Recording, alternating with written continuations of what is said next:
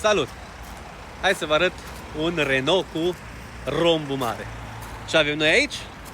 Avem un Scenic 3 facelift, ultimul model de Scenic 3 posibil, pe care l-au scos cei de la Renault. Scenic 3 2013, Euro 6, 1.6 diesel, 130 de cai în 6 trepte.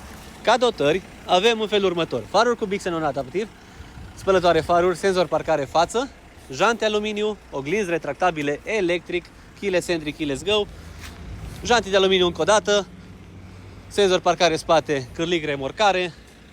Mașina este Bose Edition cu discuri și plăcuțe noi. Pe partea de interior, evident, sistem audio Bose, piele, semi-piele la scaune, comenzile pentru multimedia, navigație, climatronic, dublu climatronic, 6 trepte, comenzi volan, pilot automat. Avem și 287.000 de kilometri, start-stop, două cartele. 6.490 de euro. 6.500 de euro, Scenic 3 facelift, ultimul model, Euro 6, 1.6 diesel și cu reare efectuat, da?